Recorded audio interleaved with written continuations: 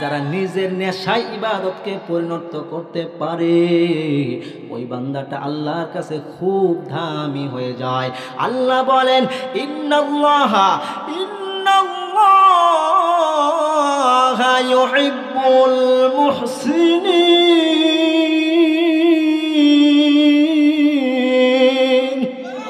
আল্লাহ বলেন নেককারদেরকে আমি আল্লাহ ভালোবাসি।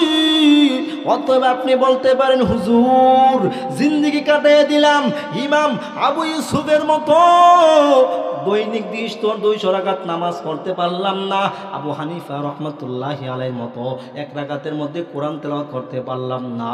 1 রাকাতের মধ্যে আবু হানিফা প্রত্যেক দিন 1 রাকাত নামাজের মধ্যে কোরআন তেলাওয়াত করে ফেলতেন। সুবহানাল্লাহ বলেন। ইমাম আবু ইউসুফ 200 রাকাত নামাজ পড়তেন প্রত্যেক দিন নফল। এমনিভাবে তামিম দারি রাদিয়াল্লাহু তাআলা একজন সাহাবী ছিলেন, প্রতি 1 রাকাতে কুরআনুল কারীম খতম করে ফেলতেন। সুবহানাল্লাহ। হুজুর আমি এরকম নেককার হতে পারলাম না, আমার জীবন তো এত বড় গুনাহ, এই গুনাহের কারণে আমি আল্লাহর কাছে কেমনভাবে দাঁড়াবো? যদি আল্লাহ কাউকে জাহান্নামে দেয় তাহলে সর্বপ্রথম আমাকে আল্লাহ জাহান্নামে দিবে। ওই লোকের জন্য শর্টকাট পদ্ধতি হলো, যদি এমন গুনাহ কেউ করে থাকে, যদি এমন গুনার বোঝা কারো মাথায় থাকে, তাহলে তার জন্য আল্লাহর কাছে প্রিয় হওয়ার জন্য 2টা রাস্তা খোলা। একটা হলো নেককার হওয়া, নেককার যেহেতু হতে পারলেন না, দ্বিতীয়টা হলো আল্লাহর কাছে তওবা করা। সুবহানাল্লাহ। ওই বান্দা যদি তওবা করতে পারে, আল্লাহর কাছে মনে মনে ভাবে আর বলে আমি আমার জীবনটাকে শেষ করে দিয়েছি, গুনাহ করে করে শেষ করে দিয়েছি, জীবনটাকে আমি ধ্বংস করে দিয়েছি, আর মনে মনে বলে আস্তাগফিরুল্লাহ রাব্বি মিন কুল্লি যানবি, এরকম ভাবে মনে মনে পড়ে আর ইস্তেগফার পড়ে আর বলে আল্লাহ ইবাদত করতে পারি না, জিন্দেগিটা গুনাহ করে আল্লাহ কাটাইয়া দিয়েছি। আয় আল্লাহ দুনিয়ার কোনো মানুষ যদিও না জানে, তুমি তো জানার বাকি নাই। এ রব্বুল আলামিন, হে মালিক, তুমি তোমার রহমান নামের ওসিলায় আমাকে মাফ করে দাও। আর মনে মনে বলে আস্তাগফিরুল্লাহ রাব্বি মিন কুল্লি যানবি ওয়া আতুবু ইলাইহি লা হাওলা ওয়ালা কুওয়াতা ইল্লা বিল্লাহিল আলিয়্যিল আযীম। যে তওবার বাণী পড়েছে, ইস্তেগফার বাণী পাঠ করেছে, আজম বিল জজম করেছে, আল্লাহ তাআলা তাদেরকে পছন্দ করেন। কেমন পছন্দ করেন? আল্লাহ বলেন ইন্নাল্লাহা ইউহিব্বুত তাওয়াবিন। আল্লাহু আকবার নাই। ইন্নাল্লাহা ইউহিব্বুত তাওয়াবিন ওয়া ইউহিব্বুল মুতাতাহহিরিন।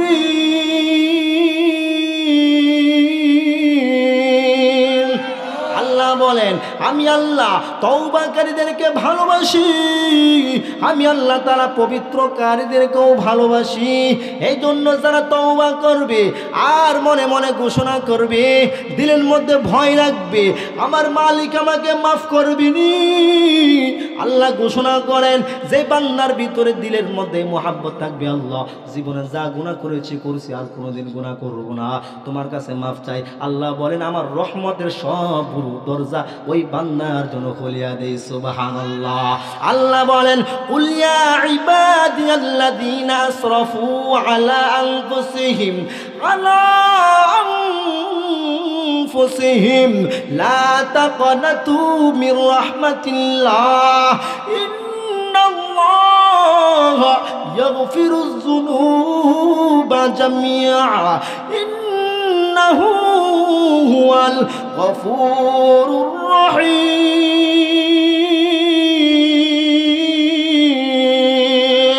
আল্লাহ বলেন বান্দা আমি আল্লাহর রহমত থেকে নিরাশ হইও না, আমি আল্লাহর রহমত থেকে নিরাশ হয়ে যাও না। গুনাহ করছো, আমি আল্লাহর কাছে মাফ চাও, আমি আল্লাহর কাছে মাফ চাইলে আমি আল্লাহ জিন্দেগীর সমস্ত গুনাহগুলো মাফ করে দিব। সুবহানাল্লাহ বলে। কেন না? আল্লাহ বলেন যারা তওবা করবে তারা কার প্রিয় মানুষ? আল্লাহর। ইন্নাল্লাহা ইউহিব্বুত তাওয়াবিন। যারা তওবা করবে তারা কার প্রিয় হবে? আল্লাহর প্রিয়। এজন্য আল্লাহ বলেন শুধু প্রিয় না, যারা তওবা করবে আর মনে মনে বলবে এই তওবার পরে আর কোনোদিন গুনাহ করব না, আল্লাহ বলেন তাদের জন্য পুরস্কার আছে। সুবহানাল্লাহ বলতেন না? আল্লাহ বলেন পুরস্কার আছে। কি পুরস্কার? আল্লাহ বলেন ইল্লা মান তাবা ওয়া আমানা ওয়া আমিলা আমালান সালিহান ফাউলাইকা ইউবাদদিলুল্লাহু সাইয়্যাতিহিম হাসানাত ওয়া কানা আল্লাহু গফুরুর রহিমা।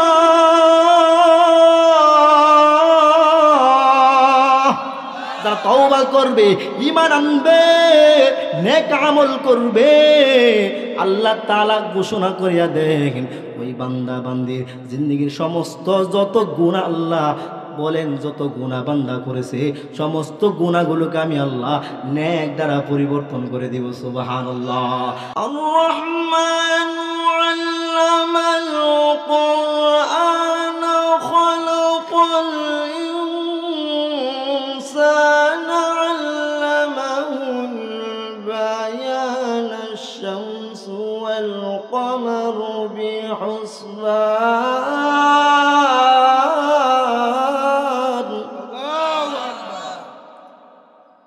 الشمس والقمر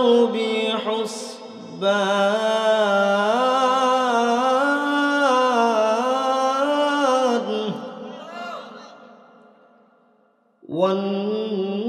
والنجم والشجر يسجدان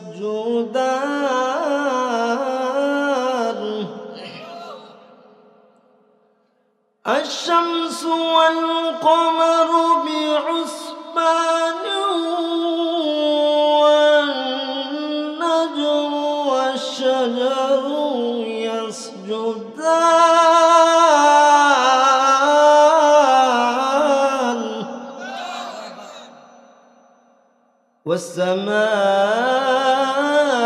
والسماء رفعها ووضع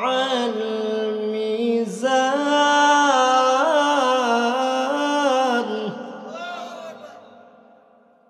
ألا تطغوا في الميزان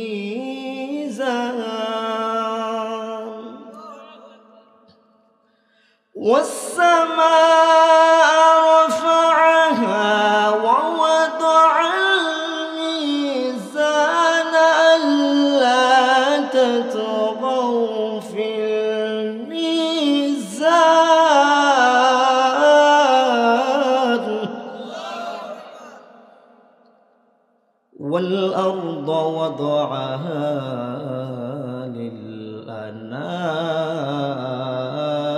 للأنام فيها فاكهة والنخل ذات الأكمام والحب ذو العصف والريحان فبأي آلاء ربكما تكذبان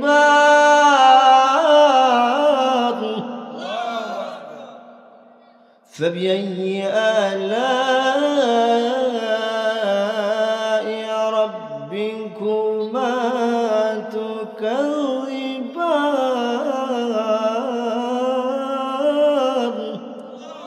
يا أيها النمل ادخلوا مساكنكم لا يحتمنكم سليمان وجنوده وهم لا يشعرون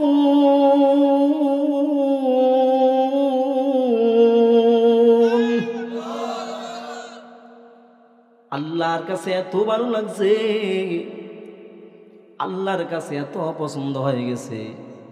পিপিলিকার রানী, পিপিলিকার সর্দার তাদেরকে ডাক দিয়া বলেন, তোমরা তাড়াতাড়ি করে গর্তে প্রবেশ করো, তা না হলে তোমরা সুলাইমান পয়গম্বরের সৈন্যদলের পায়ের নিচে পড়ে পিষ্ট হয়ে যাবে, মারা যাবে। আল্লাহর কাছে এত পছন্দ হয়েছে, আল্লাহর কাছে এত ভালো লাগছে কথাটা আল্লাহ পবিত্র কোরআনের মধ্যে বলেন। এই জন্য আল্লাহ তাআলা কোরআনের মধ্যে আয়াত নাজিল কইরা জানাই দিয়েছে পিপিলিকা কত ছোট একটা প্রাণী, ঠিক নি? পিপিলিকা কত ছোট একটা প্রাণী, প্রাণীর ভিতরে তার জাতির জন্য কত মোহাব্বত, কত ভালোবাসা, সেও তার জাতির জন্য মায়া করে, মোহাব্বত করে। এই যে পিপিলিকা তার জাতিকে মোহাব্বত করলো, এ মোহাব্বত দিছে কি? আরো জোরে বলেন, কে দিছে? আল্লাহ মোহাব্বত দিছে। হেরে যুবক, আল্লাহ মোহাব্বত দিছে। এ মোহাব্বত আল্লাহ তাআলা গাভীকেও দান করেছেন, আল্লাহ তাআলা বাঘকেও দিছেন। এই জন্য বাঘ তার স্বজাতির রক্ত এবং গোশত খায় না, ঠিক কিনা? জঙ্গলের মধ্যে থাকে, খাবার নাই, কিছুই নাই, তারপরও দেখবেন বাঘকে ছিঁড়া ফাইরা খায় না, ঠিক কিনা? না খায় মনে, তারপরও স্বজাতিকে আক্রমণ করে না, নিজের বাচ্চাকে নিজে লালন পালন করে।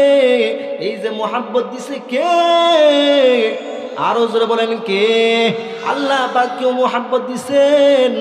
জঙ্গলের রাজা সিংহকেও আল্লাহ তাআলা মোহাব্বত দান করে দিয়েছেন। এর নবীর উম্মত, এই যে মোহাব্বত আল্লাহ দিয়েছেন, প্রত্যেকটা প্রাণীকে যদি আল্লাহ মোহাব্বত না দিতেন তাহলে কেউ কারো লালন পালন করতো না, মোহাব্বত করতো না, ঠিক কিনা? এই জন্য মোহাব্বত আল্লাহ দিছে। আল্লাহ তাআলা গাভীকেও দিছেন, আল্লাহ তাআলা পাখিকেও মোহাব্বত দিয়ে দিছেন। এই জন্য আল্লাহর নবী, মায়ার নবী, একদিন সাহাবায়ে কেরামকে নিয়ে এক জায়গায় যাইতেছেন। হঠাৎ করে দেখে নবী আমার মাথার উপর দিয়া পাখি কিচিরমিচির করে কান্না করতেছে, আর বারবার মায়ার নবীর মাথার উপর দিয়া চক্কর খাইতেছে। নবী আমার ডাক দিয়া বলেন, ও সাহাবায়ে কেরাম, এ পাখি কান্না করতেছে কেন? তোমরা কি কেউ তার বাচ্চাকে নিয়ে আসছো নাকি?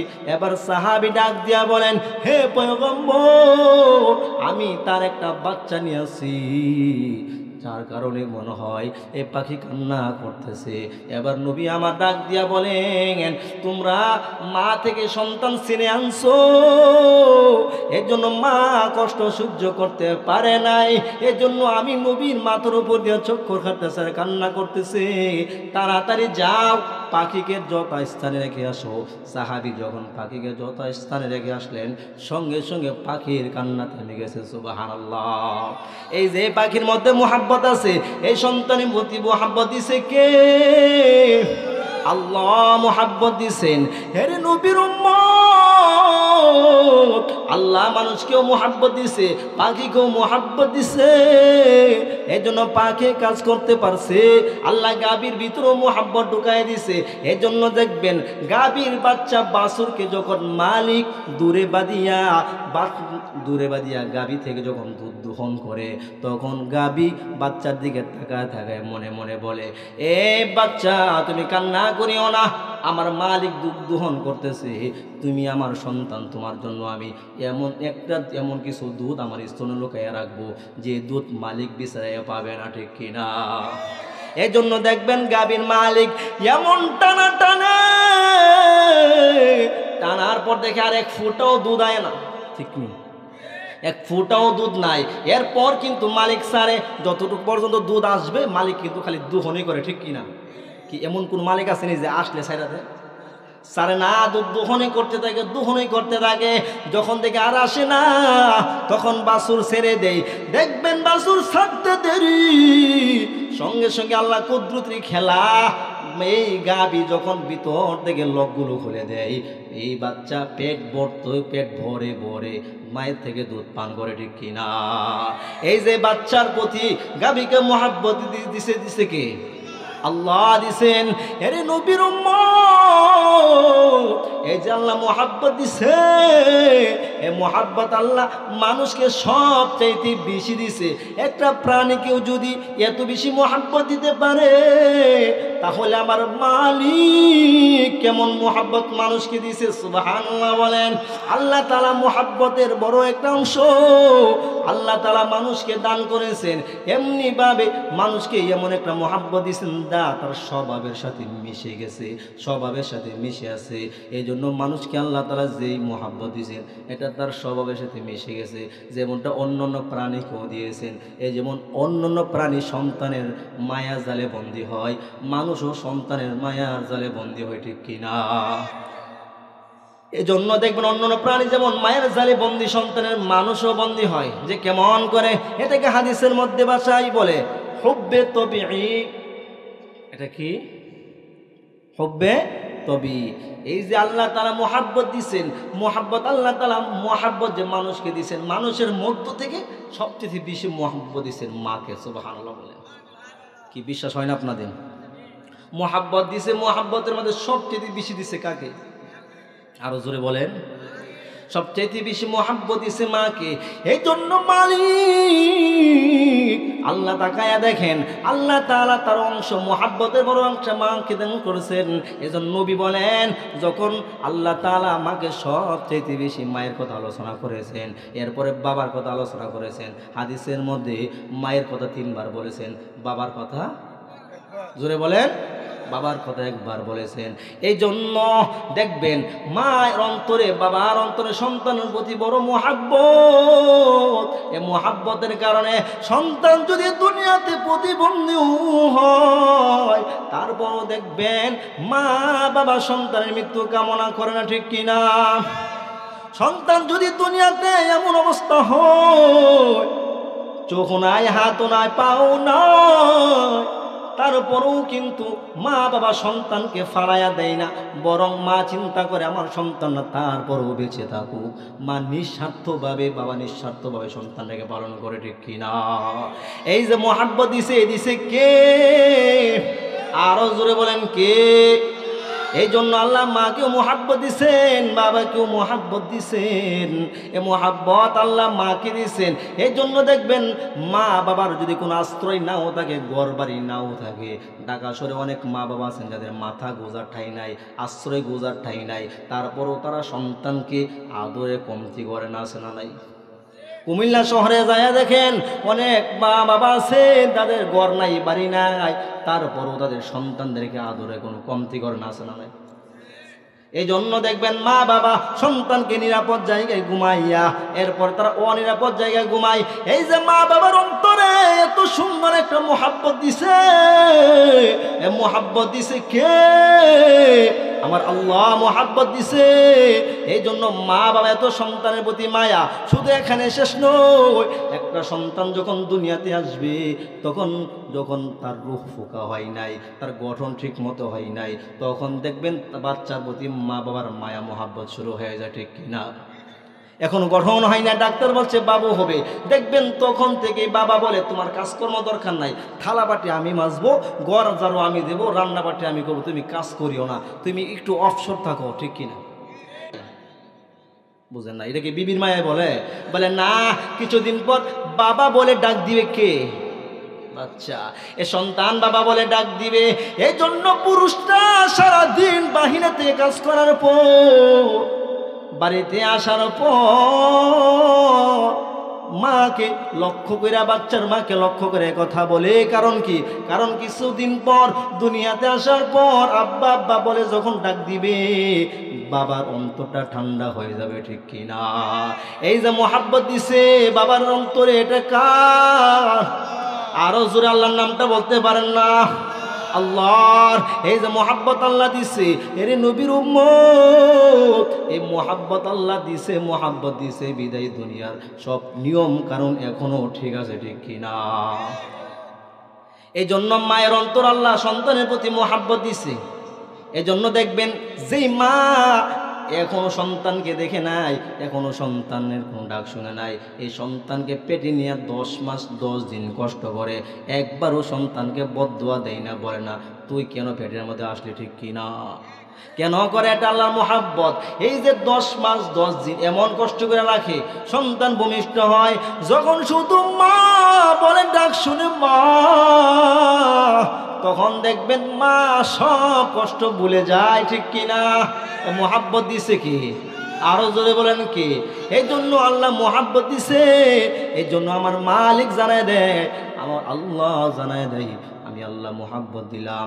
আমি আল্লাহ যাই যেখানে আমার নিজের কথা আলোচনা করেছি, সেখানে আমি মা বাবার কথাও আলোচনা করেছি। আল্লাহ তাআলা যেখানে নিজের হকের কথা বলেছেন, সেখানে মা বাবার হকের কথাও বলেছেন। আল্লাহ বলেন ওয়াকাদা রাব্বুকা আল্লা তা'বুদু ইল্লা ইয়াহু ওয়া বিল ওয়ালিদাইনি ইহসানা। আল্লাহ বলেন আমি তোমাদের রব, আমি আল্লাহর ইবাদত করো, আমি আল্লাহ ছাড়া অন্য কারো ইবাদত করা যাবে না। আমি আল্লাহর ইবাদত করো। আমি আল্লাহর ইবাদত করার পর তোমরা মা বাবার প্রতি সুন্দর ব্যবহার করো। সুবহানাল্লাহ। এজন্য নবী বলেন, রিদন রব্বি ফি রিদন ওয়ালিদ ওয়াসাখাতু রব্বি ফি সাখাতিল ওয়ালিদ। মা বাবা যে সন্তানের প্রতি সন্তুষ্ট, তার প্রতি সন্তুষ্ট কে? আরো জোরে বলেন কে? মা বাবা যে সন্তানের প্রতি অসন্তুষ্ট, তার প্রতি অসন্তুষ্ট কে? এই জন্য দেখবেন পৃথিবীর কোনো মা বাবা কোনো সন্তানের জন্য মৃত্যু কামনা করে না। সন্তান যদি চোর হয়, সন্তান যদি ডাকাত হয়, সন্তান যদি ফাসেক হয়, গুন্ডাও হয়, তারপরও কোনো সন্তানের জন্য মা বাবা বদদুয়া করে না, ঠিক কিনা? কি করে? সন্তানের জন্য জীবন শেষ, তারপরও সন্তানের জন্য বদদুয়া মা বাবা করে না। বৃদ্ধাশ্রম যদি চেষ্টা করেন, যদি আপনারা প্রমাণ চান, তাহলে বৃদ্ধাশ্রমে যাইবেন। বৃদ্ধাশ্রমে যায় দেখবেন অনেক মা বাবা এমন আছে যাদের সন্তান আছে, সুস্থ আছে, টাকা লক্ষ কোটি টাকার মালিক, দিয়া দেখবেন তাদের সন্তান আছে, সব আছে। এখন যদি মাকে বলেন, আপনার সন্তান যেহেতু আপনার খবর নেই না, খোঁজ খবর নেই না, খেদমত করে না, এই সন্তানের জন্য একটু বদদুয়া করে দেন। দেখবেন মা ডাক দিয়া বলবি, আমার সন্তান আমার খেদমত না করুক, আমার সন্তান আমাকে ভালো না বাসুক, তারপরও আমার সন্তান সুস্থভাবে বেঁচে থাকুক, ঠিক কিনা? আমার সন্তান যদিও আমাকে না দেখে কোনো সমস্যা নাই, কিন্তু আমি মা 10 মাস 10 দিন পেটে ধারণ করেছি। আমার যখন মন চাবে আমি তো আমার সন্তানকে দেখতে পারবো, ঠিক কিনা? এই জন্য মোহাব্বত আল্লাহ দিছে। এই জন্য পৃথিবীর কোনো মা বাবা সন্তান থেকে কোনো কিছু আশাও করে না, কোনো খেদমতও চাই না, কিছুই চাই না। বরং প্রত্যেকটা মা বাবা সন্তান থেকে একটা জিনিস চাই, আমি মারা গেলে আমার সন্তান নিজ হাতে আমার লাশটা কবরে নামাইবে, ঠিক কিনা? আর বলে, হে সন্তান, আমি মারা যাওয়ার পর, মাটি দেওয়ার পর শুধু একটা জিনিস চাই, একটা জিনিস হলো, আমি যখন মারা যাব আমার মালিকের কাছে সন্তান তুমি হাত তুলে দোয়া করবা, রব্বির হামহুমা কামা রব্বায়ানি সগীরা। মা বাবা শুধু সন্তান থেকে এই দোয়াটাই চাই, ঠিক কিনা? এই জন্য হে নবীর উম্মত, আপনাদেরকে যে কথা বলতেছিলাম, মা বাবা যে সন্তানকে মোহাব্বত করে, এই মোহাব্বতের মধ্যে কোনো উসিল আছে? একদম নিঃস্বার্থ না। কি বলেন? কোন স্বার্থ আছে? কোনো স্বার্থ নাই। এই জন্য মা বাবা সন্তানকে মোহাব্বত করে। এই মোহাব্বতটা মায়ের অন্তরে বাবার অন্তরে দিছে কি? আরো জোরে বলেন, কে দিয়েছে? এর নবীর উম্মত জুলফিকার আহমদ নকশবন্দি রহমাতুল্লাহি আলাইহি তার কিতাবের মধ্যে একটা ঘটনা লিখছেন। কি ঘটনা? এক যুবক সন্তান বিদেশের মাটিতে চলে গেছে। বিদেশে যাইয়া ওইখানে একটা মেয়ের সাথে সম্পর্ক করে ঘর সংসার শুরু করছে। ওই জায়গার মধ্যেই সংসার আরম্ভ করছে।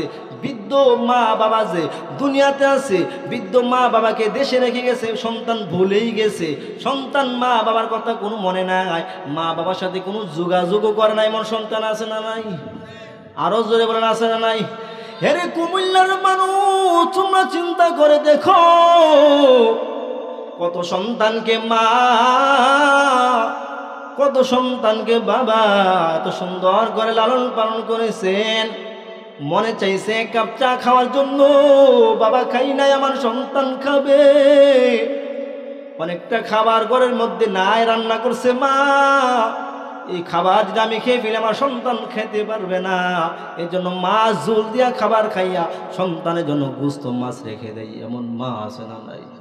এ যুবক ভাই, এমন যুবক সন্তান, তুমি চিন্তা করে দেখো, আজকে তুমি বিদেশ চলে গেলা, বিবির সাথে প্রত্যেক দিন তুমি 5 বার 6 বার 3 বার 4 বার যদি কথা না বলো, তোমার তৃপ্তি আসে না। সন্তানকে না দেখলে তোমার তৃপ্তি আসে না। অথচ ছোট একটা করির ঘরে মা তোমার শুয়ে আছে, বসে আছে, মায়ের সঙ্গে 1 মাস চলে যায়, 2 মাস চলে যায়, কোনো কথা বলে না। এমন সন্তান জমিনে আছে না নাই? এরে যুবক সন্তান, এজন্য যে ঘটনা বলতেছিলাম রে বাবা, শুনো, ঘটনা তোমরা শুনো, মনোযোগ সহকারে শুনো। এই বৃদ্ধ মা বাবাকে রেখে যুবক সন্তান বিদেশে চলে গেছে। এরপরে বৃদ্ধ বাবা অসুস্থ হয়ে গেছে, জমি জমা যা ছিল বিক্রি করে সন্তানকে পড়াশোনা করাইছে। এরপরে শেষ সম্বল যা ছিল তা বিক্রি করিয়া সন্তানকে বিদেশের মধ্যে পাঠাইছে। সন্তান বিদেশে যাইয়া মেয়ের সাথে সম্পর্ক করে বিয়া করে ফেলছে। বাবার খবর নেই না, এখন বাবার চিকিৎসা কিভাবে করবে? মা মানুষের বাড়ি থেকে টাকা ঠুকাইয়া চিকিৎসা করে, কিন্তু টাকা এখনো কমপ্লিট হয় নাই।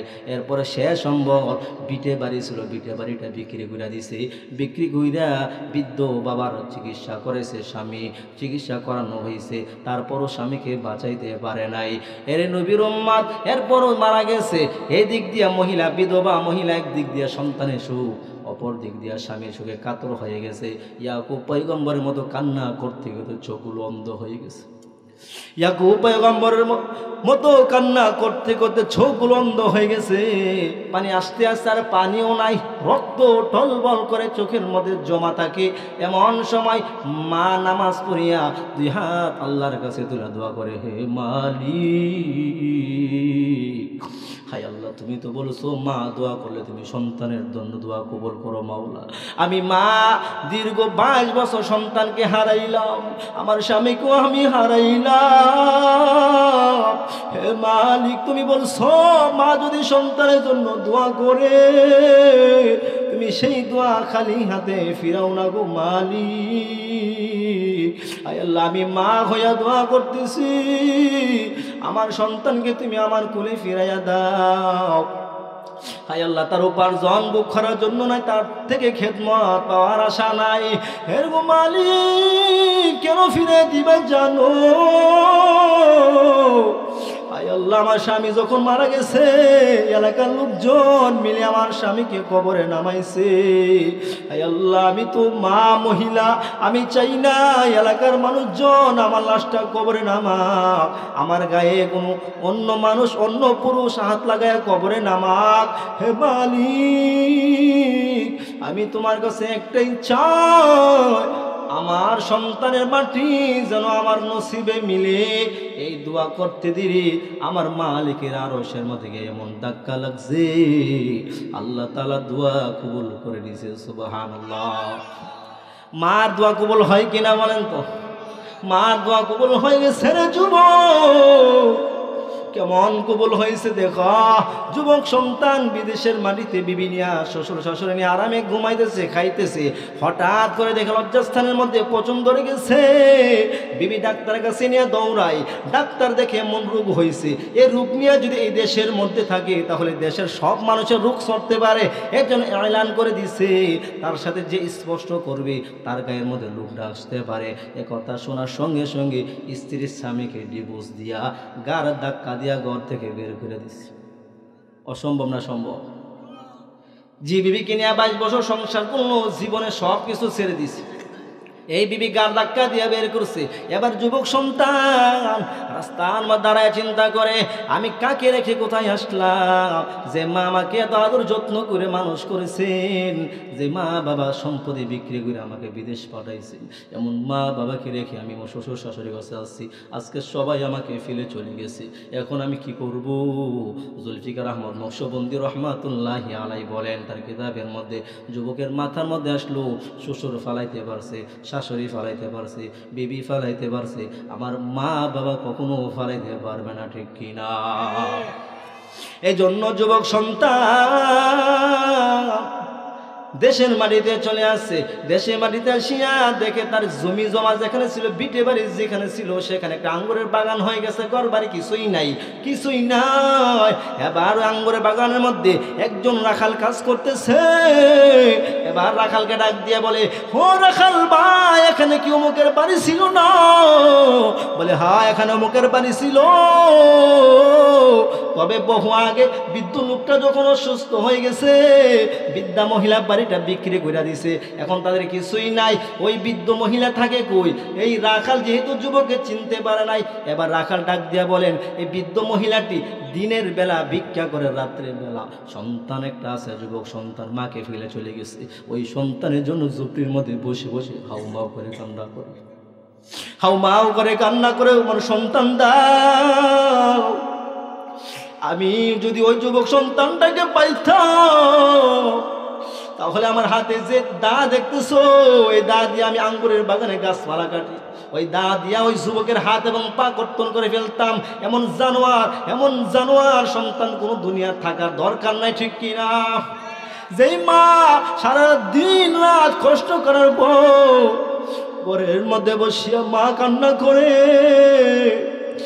আর ওই যুবক সন্তান বিদেশের মাটিতে আরামে ঘুমায়। এই জন্য ওই সন্তানকে পাইলে হাত পা কাটাই উত্তম। নিজের বর্ষনা নিজে শুনিয়া যুবক সন্তান এবার চোখের পানি ছেড়া দিছে। আর রাখালকে জিজ্ঞাসা করে, ও রাখাল ভাই, ওই বৃদ্ধা মহিলা এখন থাকে কোথায়? বলে অমুক বাড়ির ঝুপড়িতে থাকে, নিজের বাড়ি নাই, সারাদিন ভিক্ষা করে, রাত্রেবেলা ওই ঝুপড়িতে বসে বসে কান্না করে, ইবাদত করে। এবার যুবক সন্তান কান্না করতেছে, ঝুপড়ির দরজায় দেয়া দাঁড়ায় আছে। সন্ধ্যা যখন হলো, সন্ধ্যা হওয়ার পর দেখে একটা বৃদ্ধ মহিলা অন্ধ হয়ে গেছে, হাতের মধ্যে লাঠি নিয়া কষ্ট করে ঘরের ঝুপড়ির মধ্যে কোন রকম আসছে। সারাদিন যে টুকাইছে খাবার, সারাদিন পচা গান্দা খাবার টুকাইয়া, এবার মা যখন খাবার খাইতে বসছে, যুবক সন্তান তাকায় দেখি, খাইরে কত সুন্দর আরাম খাইতাম, মা যে খাবারগুলো খাইছে এর চেয়ে ভালো খাবার আমি শ্বশুর শাশুড়ির মাধ্যমে ফালাইয়া দিছি।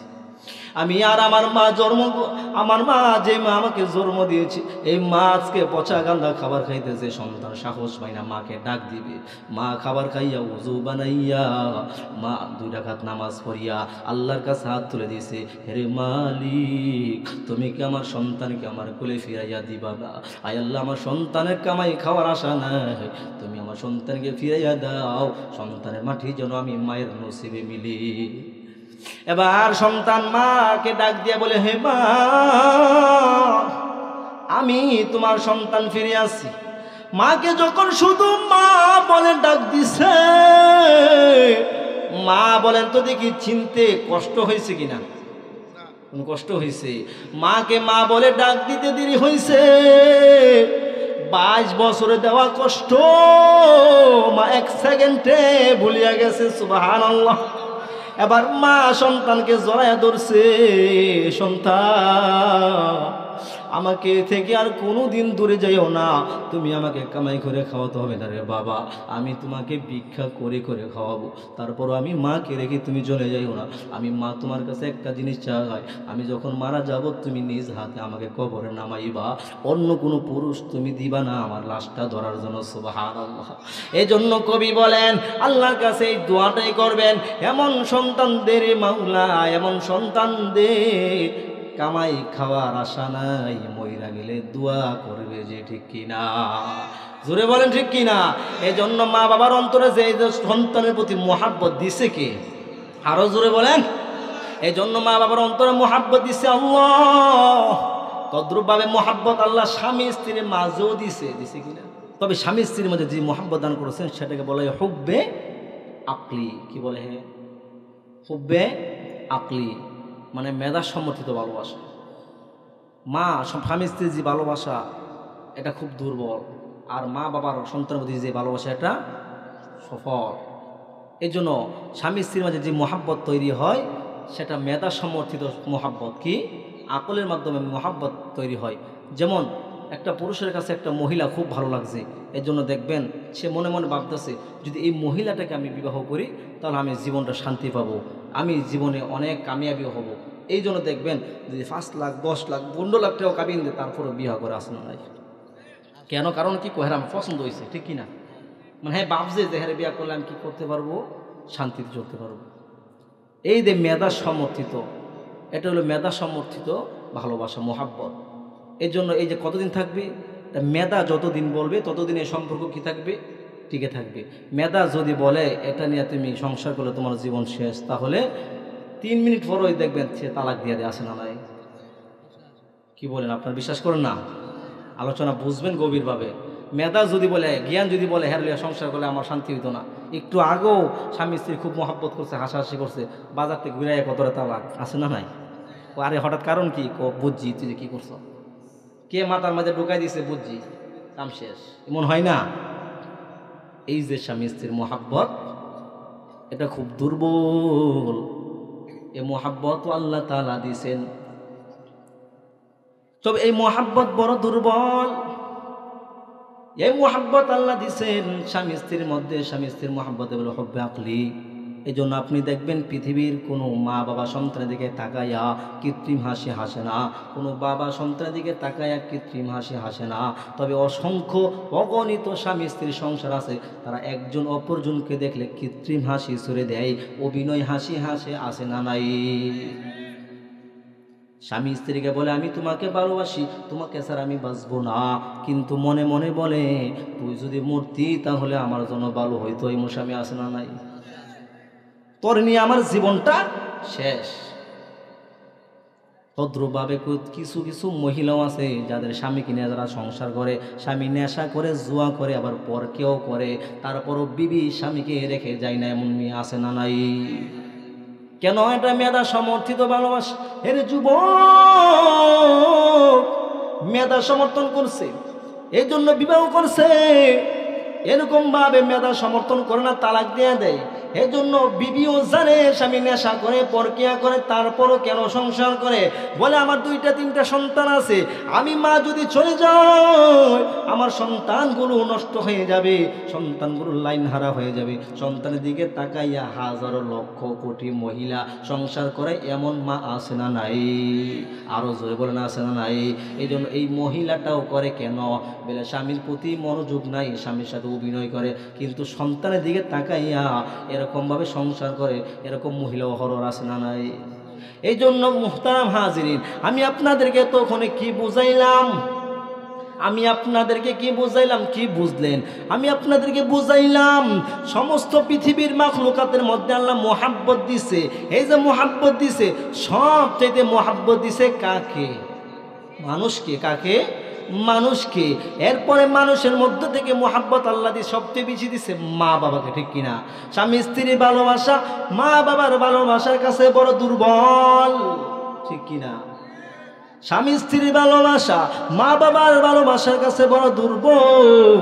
এই জন্য মা বাবার ভালোবাসা দুর্বল কার কাছে জানেননি? কারণ মা বাবার ভালোবাসা দুর্বল হলো একজন কালেমা ওয়ালার হৃদয়ে যে আল্লাহ আল্লাহর মোহাব্বত আছে, এই আল্লাহ ওয়ালার মোহাব্বত কালেমা ওয়ালার কাছে মা বাবার ভালোবাসা বড় দুর্বল। ঠিক কিনা? এ কারণে ইমানদাররা ইমানের জন্য, ইমানকে রক্ষা করার জন্য মা বাবা ছাড়তে পারে, ইমানকে রক্ষা করার জন্য নিজের দেশ ছাড়তে পারে, ইমানকে রক্ষা করার জন্য নিজের জীবন দিতে পারে। ঠিক কিনা? আপনারা পারবেন না? ইমানকে রক্ষা করার জন্য মানুষ সব কিছু ছাড়তে পারে।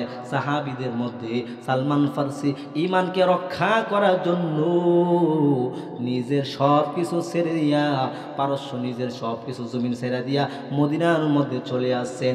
ইমানকে রক্ষা করার জন্য মানুষ নিজের জীবন দিছে। কেমনভাবে দিছে? ফেরাউনের দাসী ছিল, ফেরাউনের কন্যা চুল আঁচড়ানোর কাজে একজন মহিলা নিয়োজিত ছিল।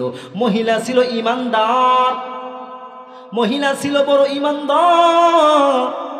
এই মহিলা যখন ফেরাউনের কন্যা চুল আঁচড়ানোর কাজে নিয়োজিত ছিল, চুল আঁচড়াইতেছে, হঠাৎ করে আঁচড়াইতে চুল যখন আঁচড়াইতেছে, হাত থেকে চিরুনি মাটির মধ্যে পড়ে গেছে।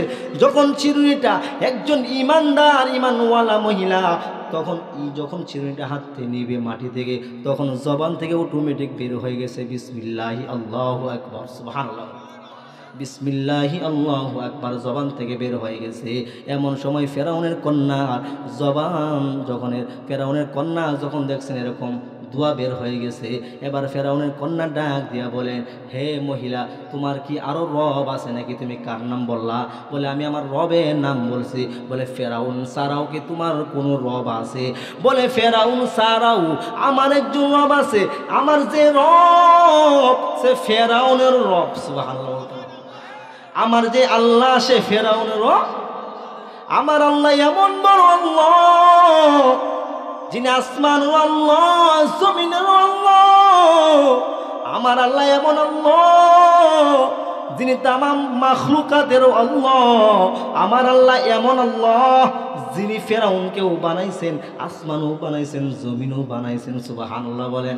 এবার ফেরাউনের কন্যা রাগে গুসা হইয়া বাবার কাছে যাইয়া বলে, হে বাবা, আমার চুল বিন্যাসকারী মহিলা বলে কি বলে তোমাকে ছাড়াও নাকি একজন রব আছে, যে রব ফেরাউনের রব, ওই মহিলার রব আসমান জমিনের রব।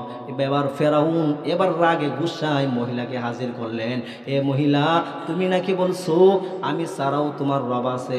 মহিলা ডাক দিয়া বলেন, হে ফেরাউন, আমি বলছি তুমি ছাড়াও আমার একজন রব আছে। সুবহানাল্লাহ। কারণ ওই মহিলা মনে মনে বলে, এতদিন লুকায়িত ভাবে ঈমান ছিল, এখন আমার মালিকের জন্য যদি জীবন আমি আল্লাহর রাস্তায় দিতে হয় তাহলে আমি জীবন দিতেও রাজি আছি। সুবহানাল্লাহ বলে। এবার ফেরাউনকে ভয় করে না। ফেরাউন ডাক দিয়ে বলেন, এখনো সময় আছে, তুমি তোমার রবকে ছাড়ো, আমি ফেরাউনকে খোদা বলে স্বীকার করো।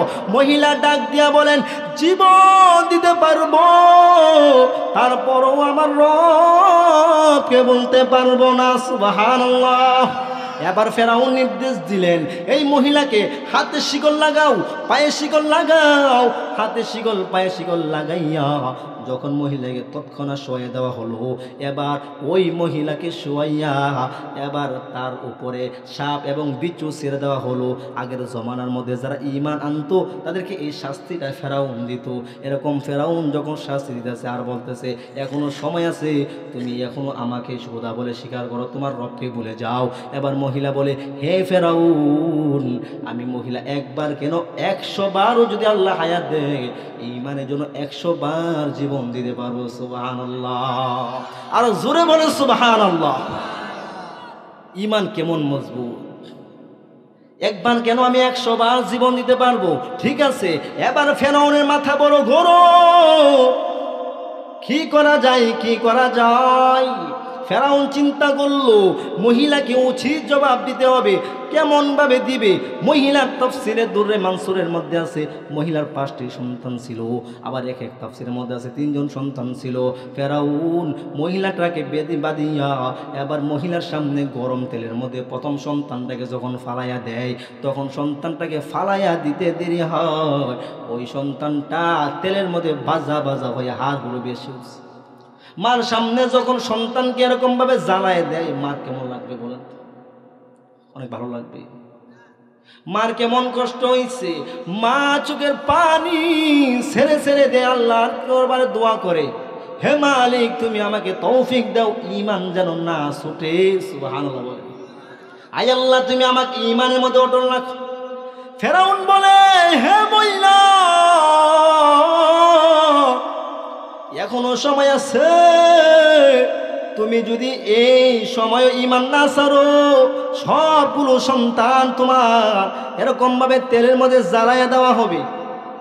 এবার মহিলার সামনে সবগুলো সন্তানকে একে একে করিয়া যখন জ্বালাইয়া দেয়, তাফসিরের মধ্যে আছে একটা সন্তান ছিল 6 মাসের বাচ্চা। 6 মাসের বাচ্চা বুকের মধ্যে চড়াইয়া চড়াইয়া মা থেকে দুধ পান করতেছে। ফেরাউন এবার শেষ পর্যায়ে 6 মাসের বাচ্চাটার গায়ে হাত দিল তেলের মধ্যে জ্বালাইয়া দেওয়ার জন্য। এমন সময় যখন টানিয়ে নিয়ে যায়, আল্লাহ তাআলা 6 মাসের বাচ্চার জবান দিয়া আল্লাহ তাআলা জবান খুলে দিছে। সুবহানাল্লাহ। এই 6 মাসের বাচ্চা মাকে ডাক দিয়ে বলে, মা, এ মা, তুমি কষ্ট নিও না, আল্লাহ তাআলা তোমার জন্য জান্নাত সাজায়া রাখছেন। সুবহানাল্লাহ বলে। কয় মাসের বাচ্চা? 6 মাসের বাচ্চা। কথা কয়নি কুমিল্লার মানুষ? জবান চালু করছে কে? এবার বলে, মা, তুমি কষ্ট নিও না, আল্লাহ তোমার জন্য জান্নাতকে সাজায় রাখছে, তুমি কোনো কষ্ট নিও না, জান্নাতের মধ্যে তোমার সঙ্গে আমার সাক্ষাৎ হয়ে যাবে। সুবহানাল্লাহ বলেন। এবার মহিলা বাচ্চা, এতটুকু বাচ্চার জবান খোলা দেখে ঈমান বাড়ছে না কমছে? এমন বাড়ছে। মা এবার হাসি দেয়, মার সামনে ছোট সন্তানটাকে তেলে জ্বালায়া দেয়, কিছুক্ষণ পর মহিলাটাকেও জ্বালায়া দেয়। এবার তাফসীরের মধ্যে আছে কয়েক বছর এই যে আমার নবী যখন মিরাজের মধ্যে জিবরিল আমিনকে নিয়ে যাইতেছেন বুরাক দিয়ে, কেউ ইসলামকে নিয়ে কটূক্তি করবে, ঈমানকে নিয়ে কটূক্তি করবে, কোরআনকে নিয়ে কটূক্তি করবে। এই দেশে লক্ষ কোটি মুসলমান জীবন দিতে প্রস্তুত আছে, ইনশাআল্লাহ, ঠিক না? এই জন্য জীবন দিতে আমরা যদি পারি, তাহলে এই জীবন কার জন্য দেওয়া হবে? এই জন্য কিছুদিন পর পর দেখবেন বদমাইশ কিছু বের হয়, কোরআন নিয়ে কথা বলে, আসে না নাই? আবুল সরকার নাম শুনছেন আপনারা? এই বন্ড বলে কি যে কোরআনের মধ্যে আল্লাহ কুল আউযু বিরাব্বিন নাস মালিকিন নাস, খালি নাসের কথা বলছেন, আউযুবিল্লাহ বলেন। আমরা নিজের সন্তান নিয়ে কথা বললে সাথ দিতে পারবো, বাবাকে নিয়ে কথা বললে সাথ দিতে পারবো, বাকে নিয়ে কথা বললে সাথ দিতে পারবো, কিন্তু যখনই কোরআনের ওপর কোনো কথা আসবে, নবীর ওপর কোনো কথা আসবে, আমরা এক চুল পরিমাণও সাথ দিব না ইনশাআল্লাহ। রাজি আসলো ইনশাআল্লাহ?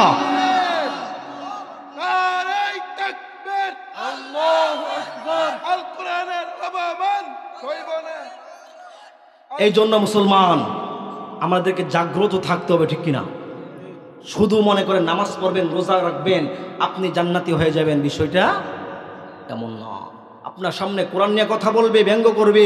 আজকে মুসলমানের সরকারকে জানাই দিতে চাই, আবুল সরকার সে কোরআন নিয়ে কথা বলছে, আল্লাহকে নিয়ে কথা বলছে।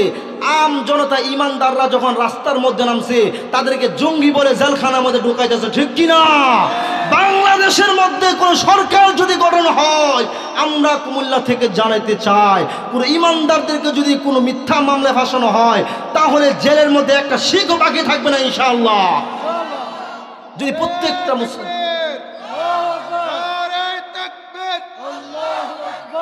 ইসলামের শত্রুরা হুঁশিয়ার সাবধান, কোরআনের শত্রুরা হুঁশিয়ার সাবধান, আল্লাহ নারায়ে তাকবীর। এই জন্য ভাইয়ের আমার, শুধু নামাজ পড়বেন, রোজা রাখবেন, কোরআন তেলাওয়াত করবেন, এখানে দিন সীমাবদ্ধ নয়। যদি নামাজ আর রোজা যাকাত শেষ হয়ে যেত, তাহলে রসুল আমার নিজ সশরীরে 27টা যুদ্ধে অংশগ্রহণ করতেন না, ঠিক কিনা? আজকে মনে করেন মুসলমান হয়েছি, আজকে কোরআনকে অপমান করছি, আজকে মুসলমানের সন্তান হইয়া মুসলমানের সন্তানকে নিয়ে কটূক্তি করে, এমন আছে না নাই? কোরআনের বিরুদ্ধে কথা বলছে, সে বাধা না দিয়া এখন ডক্টর ইউনূস থেকে নিয়া মির্জা ফখরুল ইসলাম আলমগীর থেকে নিয়া বিভিন্ন এনসিপি একটা নতুন দল বাড়িছে, আপনারা জানেন তো? এই দল বলতেছে আমরা আবুল সরকারের পক্ষে আছি, নাউজুবিল্লাহ বলেন। এই জন্য বুঝবেন, ভোটের জন্য যদি আমার আল্লাহকে বিরুদ্ধে চলে যাও, তাহলে তামাম বাংলাদেশে যত মুসলমান আছে তোমাদের বিরুদ্ধে চলে যাবে ইনশাআল্লাহ। এই জন্য কোন সময় যদি ইমানের জন্য জীবন দেওয়া লাগে, দিবেন তো ইনশাআল্লাহ। কারা কারা দিবেন? হাত তুলে আল্লাহকে দেখা, আল্লাহ কবুল করুন সকালে বলেন আমিন।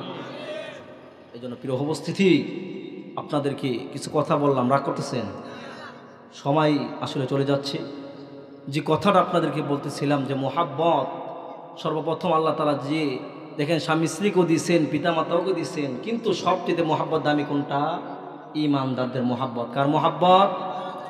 এই জন্য একজন ঈমানদারকে আল্লাহ যে মোহাব্বত দিয়েছেন, এ মোহাব্বত যদি সে বান্দা ধরে রাখতে পারে, দুনিয়ার মধ্যে বান্দারা খুব দামি হয়ে যায়। কেমন দামি হয়ে যায়? আল্লাহ বলেন ওই বান্দাটা জান্নাতের মধ্যে মেহমান হবে, আমি আল্লাহ জান্নাতের মধ্যে মেজবান হব। সুবহানাল্লাহ। বান্দাটা এমন মজবুত কোয়ালিটি হয়ে যাবে, বান্দা জান্নাতের মধ্যে যা চাবে আমি আল্লাহ তা দেব। এজন্য আল্লাহ কোরআনে বলেন ওয়ালাকুম ফিহা মা তাশতাহি আনফুসুকুম ওয়ালাকুম ফিহা মা তাদউন নুজুলাম মিন গফুরির রহিম। আল্লাহ বলেন জান্নাতে যারা ঈমানদার তাদের জন্য কি থাকবে?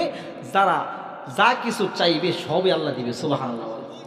দুনিয়াতে যা চান তা পান। কি পান আপনারা? দুনিয়াতে মানুষ আশা করে যদি পূর্ণ হয়, সব আশা সম্ভব না, কিন্তু জান্নাতে আল্লাহর কাছে যা চাইবেন তাই পাবেন। শুধু এখানে শেষ নয়, আল্লাহ বলেন যা চাইতা না, তোমার মানে প্রকাশ জানো না, ভাষা জানো না বলার মতো, এটা কি মনে চাইবে সেটা আল্লাহ দিয়ে দিবে। সুবহানাল্লাহ বলেন। প্রিয় উপস্থিতি, মুহতারাম হাজিরিন, আপনাদেরকে একটা কথাই বলতে চাই যে মহান রব, আজকে আমরা সন্তানের মোহাব্বত প্রকাশ করতে পারলাম, বিবির মোহাব্বত প্রকাশ করতে পারলাম, বাবার মোহাব্বত প্রকাশ করতে পারলাম, মায়ের মোহাব্বত প্রকাশ করতে পারলাম, আজকে আমরা বন্ধুর মোহাব্বত প্রকাশ করতে পারলাম, প্রেমিকার মোহাব্বত প্রকাশ করতে পারলাম। একদিন দুই দিন কথা না বললে ফোন করে তার ভালোবাসা বহি প্রকাশ ঘটানো হয়, তার খবর আমরা নেই। কিন্তু যে মালিক, যে রব আমাকে আপনাকে বানাইছে, সেই মহান রবের কি ভালোবাসা দরকার আছে না? সে মহান রবের আমরা কি করলাম? যে রব ভোরের সময় এই সূর্য আমাদের জন্য উদয় করেন, সন্ধ্যার সময় অস্ত যায়। এরকমভাবে জমিন থেকে আমার আল্লাহ ফসল উৎপন্ন করেন, কুদরতি অক্সিজেন দিয়া দিয়ে আমার মালিক আমাদেরকে বাঁচায় রাখছেন। যে অক্সিজেনের দাম দুনিয়াতে কত দাম! কয়েকদিন আগেও আপনার 1 ঘন্টা আইসিউর মধ্যে ছিল, তার বিল আইসি আপনার 85,000 টাকা, 1 ঘন্টা দুনিয়ার অক্সিজেন গ্রহণ করার কারণে। আর যে মালিক আমার আপনাকে জিন্দিগির পুরাটা সময় ফ্রি সার্ভিস দিয়ে অক্সিজেন দিছে, সে মালিক কি আমাদের থেকে ভালোবাসার পাওয়ার উপযুক্ত না? কি উপযুক্ত? ওই মালিকের জন্য আমরা ভালোবাসা দিতে পারবো না? ওই মালিককে ভালোবেসে একটু কোরআন তেলাওয়াত করতে পারলাম না? ওই মালিককে ভালোবেসে একটু নামাজ পড়তে পারলাম না? ওই মালিককে ভালোবেসে আমরা কোরআন তেলাওয়াত জিকির আজকার কিছু করতে পারলাম না? তাহলে আমার মতো আপনার মতো বান্দা সেই মালিকের কোনো প্রয়োজন নেই, ঠিক কিনা? এই জন্য আমার আল্লাহ বলেন, ভালোবাসা তোমাদেরকে দিছি, মোহাব্বত দিছি, তবে সবচেয়ে বড় মোহাব্বতটা করতে হবে কাকে? আরো জোরে বলেন কাকে? আল্লাহকে সবচেয়ে বড় মোহাব্বত করতে হবে। আল্লাহ বলেন ভালোবাসবা, সবার সাথে সম্পর্ক রাখবা, কিন্তু সবচেয়ে বেশি সম্পর্ক থাকতে হবে কার সাথে? আল্লাহর সাথে। রাখবেন তো ইনশাআল্লাহ? এই জন্য আসেন, ইমানদার যারা তারাই রাখে। এই জন্য আল্লাহর কাছে প্রিয় হতে গেলে মোহাব্বত থাকতে হবে কার প্রতি? আল্লাহর প্রতি। মোহাব্বতের বিষয়টা বুঝতে পারছেন? এখন মোহাব্বত দিয়ে আল্লাহর কাছে প্রিয় হওয়া দরকার আছে না নাই? দুনিয়াতে কার প্রিয় হতে চান বলেন দেখি? আরো জোরে বলেন। দুনিয়াতে আমরা সবাই আল্লাহর মোহাব্বতের পাত্র হতে চাই, আল্লাহর সবচেয়ে বন্ধু হতে চাই, কাছের লোক হতে চাই। অতএব আল্লাহর মোহাব্বত যদি হতে চাই, তাহলে কেমনভাবে আল্লাহর মোহাব্বত করবেন? আল্লাহর মোহাব্বত পেতে হলে আমাদেরকে নেককার হতে হবে। নেককার হলে আল্লাহর মাহবুব বান্দায় পরিণত হবে, আল্লাহর বন্ধু হয়ে যাবেন। নেককার হতে হলে কোরআন তেলাওয়াত ছাড়া নেককার হওয়া যাবে? আরো জোরে বলেন। নেককার হতে হলে নামাজ ছাড়া নেককার হওয়া যাবে? বলে না। নেককার হতে গেলে রোজা ছাড়া নেককার হওয়া যাবে না, জিকির আজকার ছাড়া হওয়া যাবে না। নেককার হতে হলে ইবাদতকে নিজের নেশায় পরিণত করতে হবে, ঠিক কিনা? যারা নিজের নেশায় ইবাদতকে পরিণত করতে পারে, ওই বান্দাটা আল্লাহর কাছে খুব দামি হয়ে যায়। আল্লাহ বলেন ইন্নাল্লাহা ইউহিব্বুল মুহসিনিন।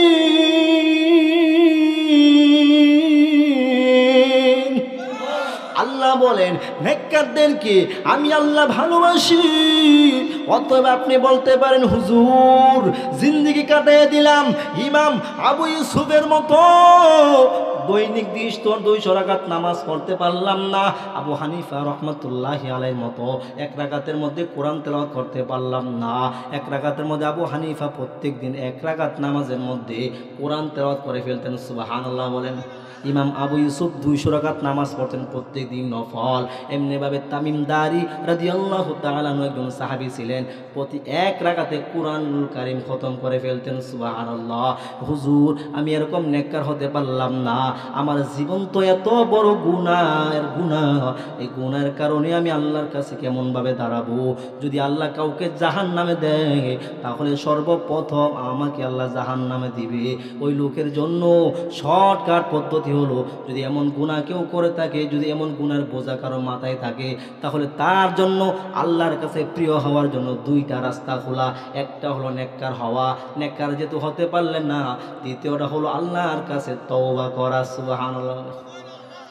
ওই বান্দা যদি তওবা করতে পারে, আল্লাহর কাছে মনে মনে ভাবে আর বলে আমি আমার জীবনটাকে শেষ করে দিয়েছি, গুনাহ করে করে শেষ করে দিয়েছি, জীবনটাকে আমি ধ্বংস করে দিয়েছি, আর মনে মনে বলে আস্তাগফিরুল্লাহ রাব্বি মিন কুল্লি যানবি, এরকম ভাবে মনে মনে পড়ে আর ইস্তেগফার পড়ে আর বলে আল্লাহ ইবাদত করতে পারি না, জিন্দেগিটা গুনাহ করে আল্লাহ কাটাইয়া দিয়েছি। আয় আল্লাহ, দুনিয়ার কোনো মানুষ যদিও না জানে, তুমি তো জানার বাকি নাই। এ রব্বুল আলামিন, হে মালিক, তুমি তোমার রহমান নামের ওসিলায় আমাকে মাফ করে দাও। আর মনে মনে বলে আস্তাগফিরুল্লাহ রাব্বি মিন কুল্লি যানবি ওয়া আতুবু ইলাইহি, লা হাওলা ওয়ালা কুওয়াতা ইল্লা বিল্লাহিল আলিয়্যিল আযীম। যে তওবার বাণী পড়েছে, ইস্তেগফার বাণী পাঠ করেছে, আজম বিল জজম করেছে, আল্লাহ তাআলা তাদেরকে পছন্দ করেন। কেমন পছন্দ করেন? আল্লাহ বলেন ইন্নাল্লাহা ইউহিব্বুত তাওয়াবিন। আল্লাহু আকবার। নাই ইন্নাল্লাহা ইউহিব্বুত তাওয়াবিনা ওয়া ইউহিব্বুল মুতাতাহহিরিন।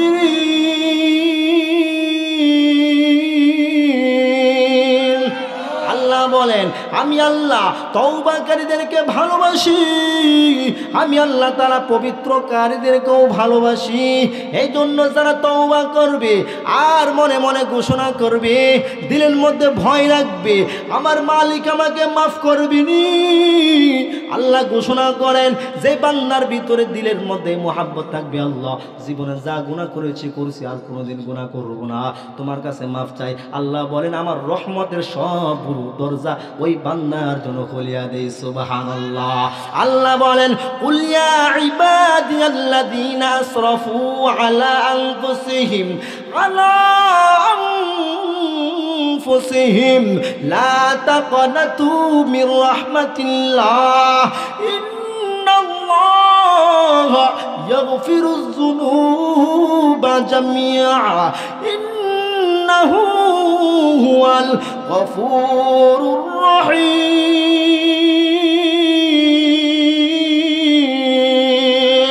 আল্লাহ বলেন বান্দা আমি আল্লাহর রহমত থেকে নিরাশ হইও না, আমি আল্লাহর রহমত থেকে নিরাশ হয়ে যাও না। গুনাহ করছো আমি আল্লাহর কাছে মাফ চাও, আমি আল্লাহর কাছে মাফ চাইলে আমি আল্লাহ জিন্দেগীর সমস্ত গুনাহগুলো মাফ করে দিব। সুবহানাল্লাহ বলে কেন না? আল্লাহ বলেন যারা তওবা করবে তারা কার প্রিয় মানুষ? আল্লাহর। ইন্নাল্লাহা ইউহিব্বুত তাওয়াবিন, যারা তওবা করবে তারা কার প্রিয় হবে? আল্লাহর প্রিয়। এজন্য আল্লাহ বলেন শুধু প্রিয় না, যারা তওবা করবে আর মনে মনে বলবে এই তওবার পরে আর কোনোদিন গুনাহ করব না, আল্লাহ বলেন তাদের জন্য পুরস্কার আছে। সুবহানাল্লাহ বলতেন না? আল্লাহ বলেন পুরস্কার আছে। কি পুরস্কার? আল্লাহ বলেন ইল্লা মান তাবা ওয়া আমানা ওয়া আমিলা আমালান সালিহান ফাউলাইকা ইউবাদদিলুল্লাহু সাইয়্যাতিহিম হাসানাত ওয়া কানা আল্লাহু গফুরুর রহিমা।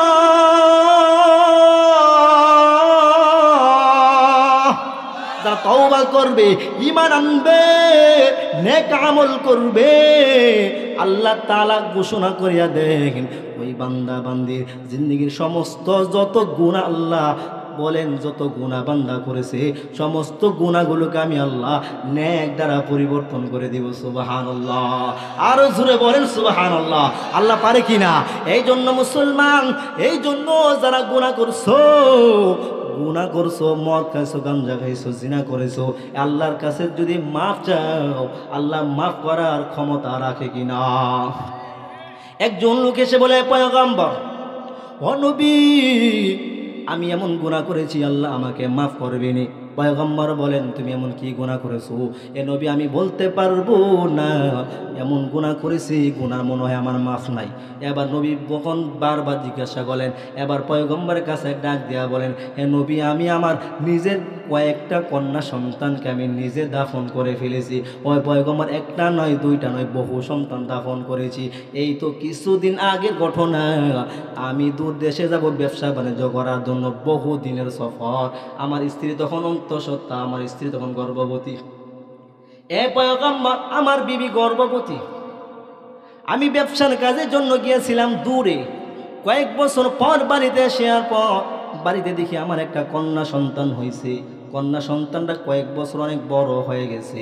আমাকে দেখিয়া আমার ছোট বাচ্চাটা, মহিলা মেয়েটা আমার গাড়ের মধ্যে দূরিয়া বারবার বাবা বাবা বলে ডাকতেছে। কি মায়া লাগতো না? জোরে বলেন। যে বাচ্চাকে ছোট সময় দেখে নাই, আসিয়া দেখে বাবা বাবা বলে ডাকতেছে, কি আনন্দ লাগার কথা না? ও পয়গম্বর আসার পর দেখি আমাকে আব্বা আব্বা বলে ডাকে। বাহিরে থেকে গরমাক্ত হয়ে ঘরে আসলে ঠান্ডা পানি দিতে জানে। এই মেয়েটা যখন আমাকে এত আদর স্নেহ করেন, মা আগে মেয়েকে এরকমভাবে সব খেদমত শেখায় রাখছে, যেন খেদমতগুলো পাইলে আমি সব কথা বলিয়া যাই, তাকে হত্যা করার কথা বলিয়া যাই। কারণ বহু সন্তান আমি হত্যা করেছি, দাফন করেছি। এ সন্তানটাকে যদি আমি খেদমত পাই তাহলে মারা চিন্তা করব না। এ পয়গম্বর আমি বড় পাষাণ, আমি বড় জালেম, হে পয়গম্বর, আমি আমার এই সন্তানটাকেও রাখি নাই। আমি যখন বাড়িতে আসলাম, যেই মেয়েটা আমাকে বাবা বাবা বলে ডাক দিত, দুপুরবেলা যখন বাড়িতে আসতাম ঠান্ডা পানি দিয়া আমার সামনে হাজির হইতো, আমার এই সন্তানটাকেও আমি রাখি নাই। একদিন দুপুরবেলা আমি সন্তানটাকে নিয়ে খেলা দেখানো চলে দূরের মরুভূমিতে নিয়ে গেলাম। দূরের মরুভূমিতে নিয়ে আমি সন্তানটাকে এক জায়গায় দাঁড়া করাইলাম। আমি কোদাল দিয়া যখন গর্ত করতেছি, এমন সময় আমার শরীর থেকে যখন ঘাম ঝরতেছে, এমন সময় আমার ছোট বাচ্চাটা বুকের ওড়না দিয়া আমি বাবার গামগুলো মুছে দিচ্ছে। এরপর বলতেছে, বাবা গো, এমন রৌদ্রের মধ্যে এত কষ্ট করে তুমি কেন গর্ত করো? যদি গর্ত করার প্রয়োজন হয়, একজন শ্রমিক কেন তুমি নিয়ে আসলা না? শ্রমিক নিয়ে আসলেই তো তোমার জন্য সহজ হয়ে যাইতো। বাবা, আজকে আর গর্ত করার দরকার নাই, আগামীকাল আসিয়া তুমি গর্ত করিও। এই কথা বলার পর এরপরও মন গলে না। গর্ত খোলার পর গর্ত যখন শেষ, এবার মেয়েকে যখন ডাক দিছে, মেয়েটা আসার পর হে পয়গম্বর, আমি কাঁচা গাঁটটাকে ধরিয়া গর্তের মধ্যে আমার মেয়েটাকে আমি ফালাইয়া দিই। হে পয়গম্বর, আমি বহু সন্তান মারিছি, এই সন্তানটাকে কুচি গাঁটটা দিয়া যখন ধাক্কা দিয়া গর্তের মধ্যে ফেলে দেই, পাথর যখন আমার জীবন্ত মেয়েটার উপর যখন পাথর দিয়া দাফন করতেছি, চাপা দিতেছি, এমন সময় আমার মেয়েটা গর্ত থেকে বলতেছে, বাবা, হে বাবা, তুমি আমাকে ছেড়ে দাও, আমি বহু দূরে চলে যাব, আমি যে তোমার মেয়ে কাউকে পরিচয় দেব না, তারপর তুমি আমার জানটা ভিক্ষা দিয়া দাও। আমি কেমন জালেম পয়গম্বর, আমার মেয়ের এমন মায়ার ডাকটাও আমি শুনি নাই। আমি আমার মেয়েটাকে এমনভাবে দাফন করে দিছি, দাফন করে দেওয়ার আসার পর আজ পর্যন্ত আমি ঠিক মতো খাইতে পারি না, খুব খারাপ লাগে। ও পয়গম্বর, আমি বড় জালেম, এই জালেমকে আল্লাহ তাআলা ক্ষমা করবেন। আল্লাহ নবী বলেন, কুল ইয়া ইবাদিয়াল্লাযীনা আসরাফু আলা আনফুসিহিম লা তাকনাতু মির রাহমাতিল্লাহ ইন্নাল্লাহা ইয়াগফিরুয যুনুবা জামিআ ইন্নাহু হুয়াল গফুরুর রহিম।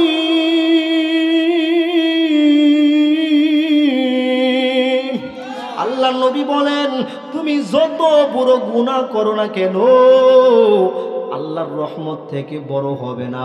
তোমার গুনাহের পাহাড় যত বড়, আমার মালিকের রহমতের পাহাড় তার চেয়ে বড়। সুবহানাল্লাহ।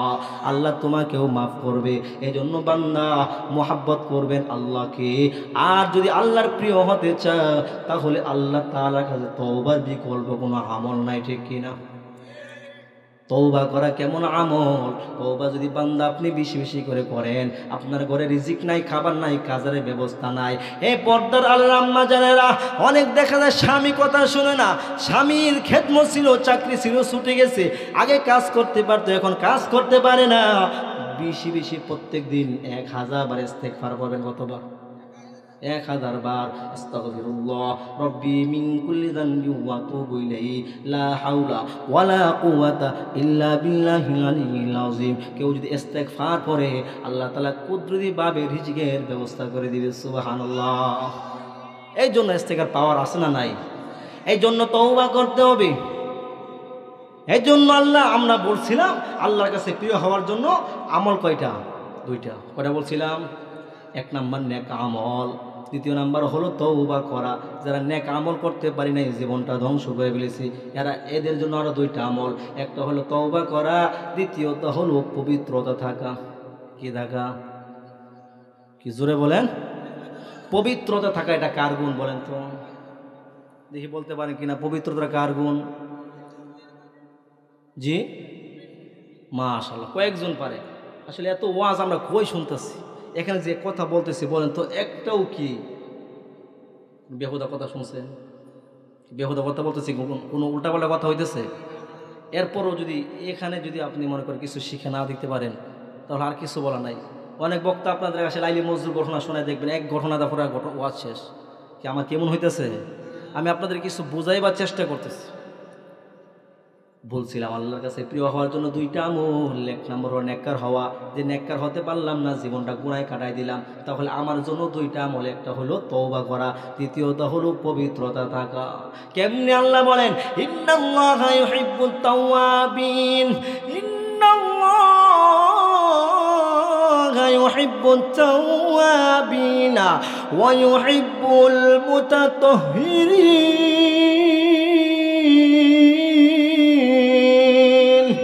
আল্লাহ বলছিলাম তওবাকারীকে ভালোবাসে, পবিত্রতা অর্জনকারীকেও ভালোবাসে। কে? আরো জোরে বলেন কে? আল্লাহ তওবাকারীকে ভালোবাসে। এই জন্য যারা এই জন্য যারা পবিত্র অর্জন করবে আল্লাহ তাদেরকেও ভালোবাসবে, কারণ পবিত্রতা হলো নবীদের গুণ। এর নবীর উম্মত আল্লাহ চান আমার বান্দা বান্দিরা যতক্ষণ দুনিয়াতে থাকবে ততক্ষণ বান্দারা পবিত্র থাকবে। পবিত্র বান্দাকে পছন্দ করে কে? আল্লাহ। এই জন্য মসজিদে কুবার বাসিন্দারা যখন প্রস্রাব করত, পেশাব করার পর ডিলা ব্যবহার করত, তারপর আবার পানি ব্যবহার করত। এই জন্য আল্লাহ তাআলা তাদের প্রশংসা দিয়া আল্লাহ কোরআনের মধ্যে আয়াত নাজিল করে দিয়েছে, সুবহানাল্লাহ। আর আজকে আমরা যুব সমাজ মুরব্বী থেকে নিয়া যারাই আছি, দাঁড়াইয়া প্রস্রাব করে একটা জাক্কি দিয়ে শেষ করে দিয়ে আসে না নাই? জোরে কোন আছে না নাই? লেখে দাঁড়ায় পেশাব করা নিষেধ, একটা যেন লেখছে হ্যাঁ পেশাব করতে কি আছে না নাই? আরে ভাই, আজকে যুবক সন্তান ভাবে এটা একটা ফ্যাশন, ঠিক কিনা? কি দাঁড়ায় প্রস্রাব করে এটা কি? এটা ফ্যাশন, নিজের খুব স্মার্ট মনে করতেছে। কি রাগ করতেছেন আপনারা? এমন প্যান্ট পরে মনে করেন বসার কোনো সিস্টেম নাই, আছে নাকি নেই? এমন মনে করেন প্যান্টটা পড়ছে বসার হ্যাঁ কোনো সিস্টেমই নাই, দাঁড়ায় খার উপায় নাই। দাঁড়ায় ভাই বইয়া করেন ভাই এমন ফ্যান পড়ছি, এটা বসে করলে আমার পছন্দ আছে সিরা যাবে বসা।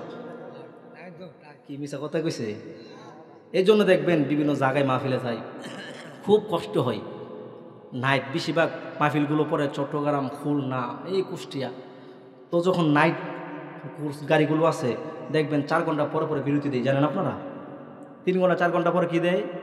বিরতি দেয়। কি আপনারা জান না? কখনো বিরতি দেওয়ার পর দেখবেন বিভিন্ন হোটেলে নিয়ে লাগা, কোনো পাবলিক টয়লেটও না, কি পাবলিক টয়লেটে না, বিভিন্ন হোটেল দামি দামি রেস্টুরেন্টে লাগাই।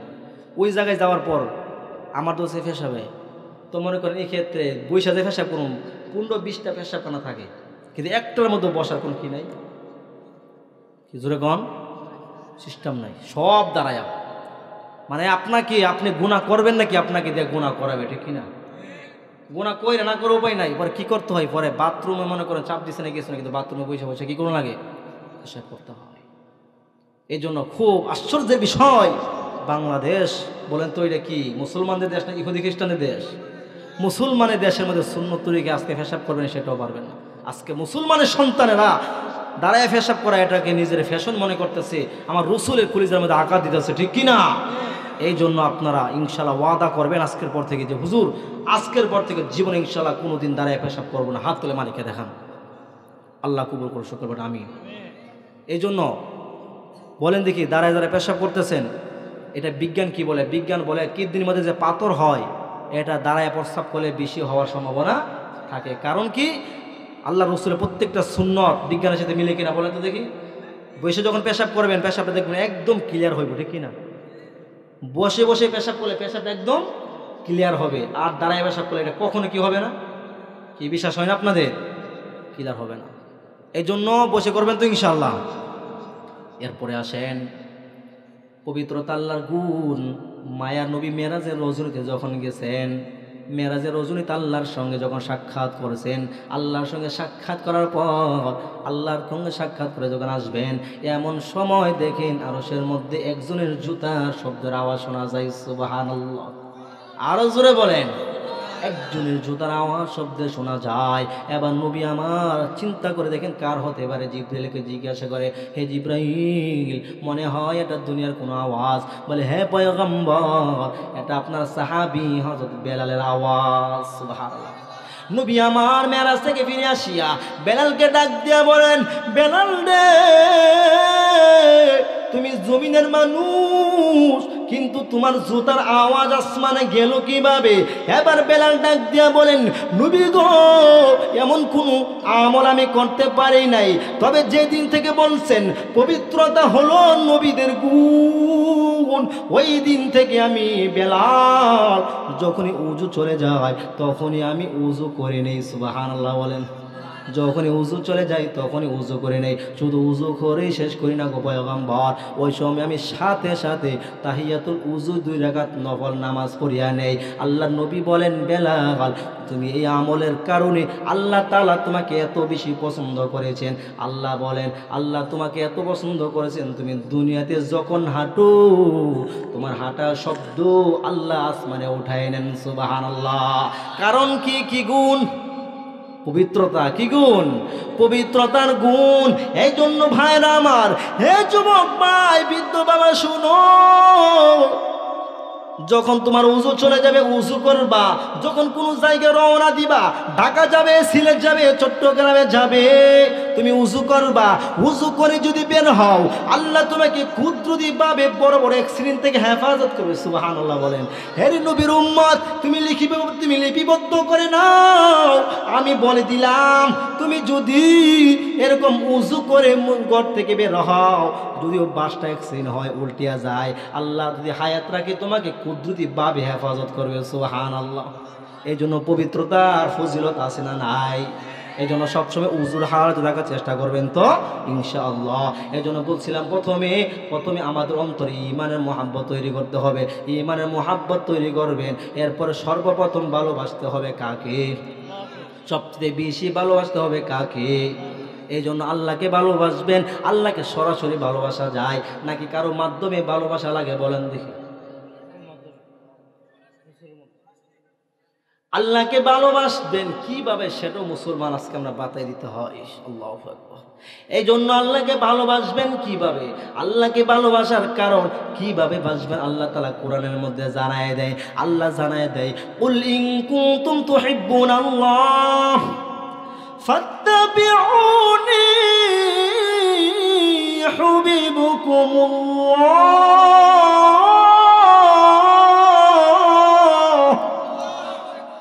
ويغفر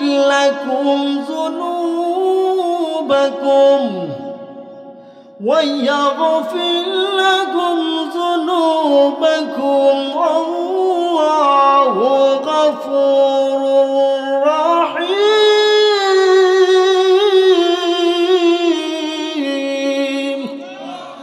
আল্লাহ জানায় দেয় কেমন ভাবে ভালোবাসবে।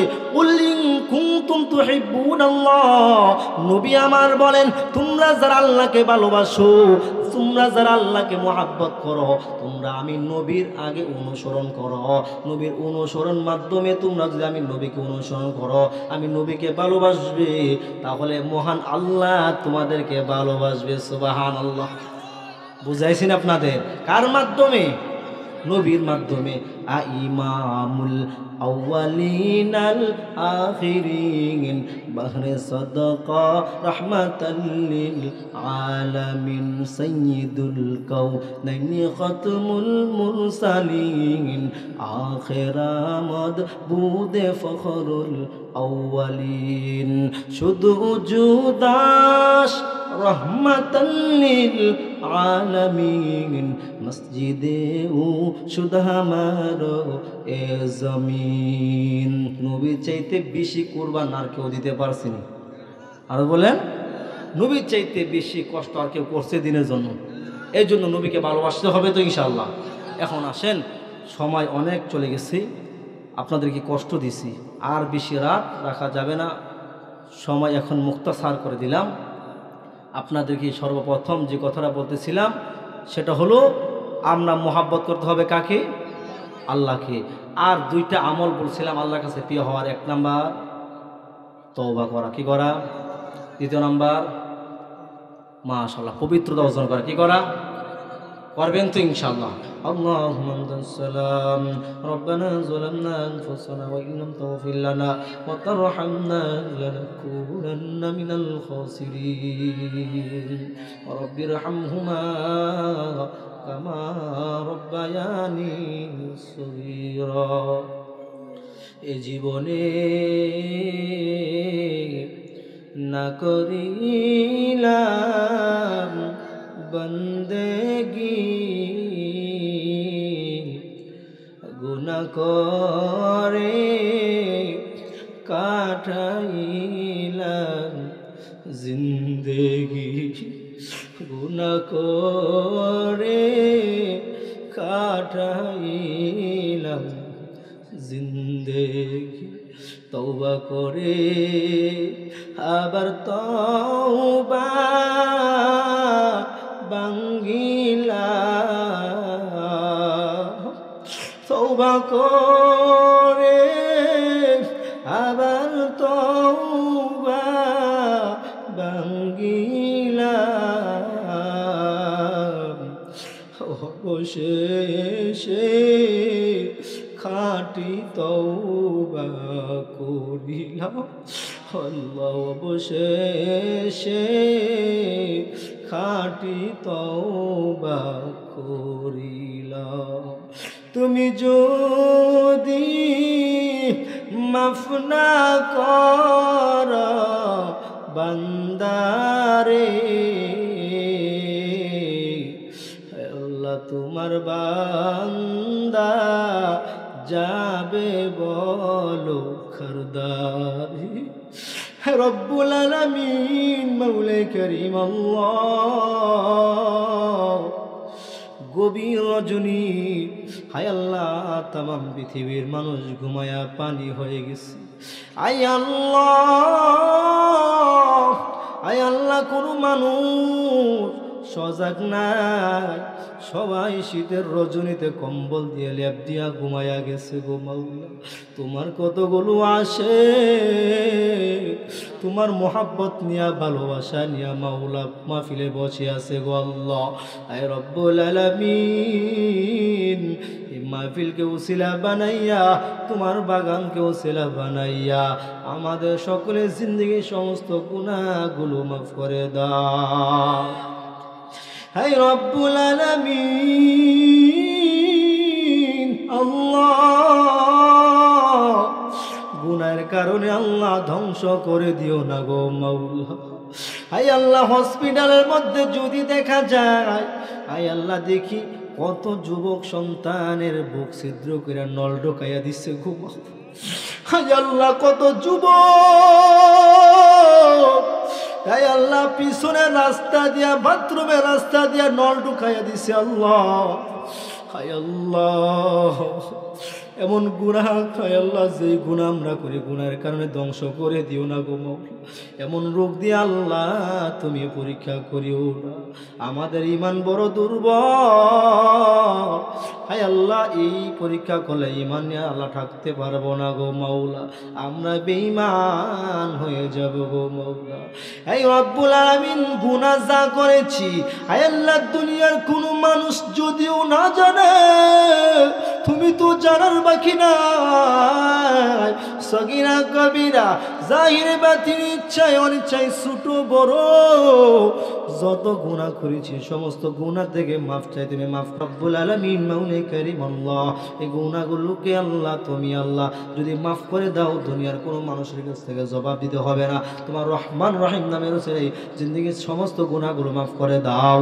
আয় রব্বুল আলামিন, আমরা যারা হাত তুলেছি, আমাদের মা বাবা, দাদা দাদি, নানা নানি, শ্বশুর শাশুড়ি যারা অন্ধকার কবরে চলে গেছে, প্রত্যেকটা কবর আযাব মাফ করে দাও। এই রব্বুল আলামিন, জানি না এমন কত যুবক, কত বাবা, কত ভাই আছে যাদের মা অন্ধকার কবরে বাসিন্দা হয়ে গেছে। অনেক মা ছিল গো মাওলা, ঘর থেকে যদি বের হয়, আয় আল্লাহ, যতক্ষণ সন্তান ঘরে না যাবে মা ঘুমাই থাকে।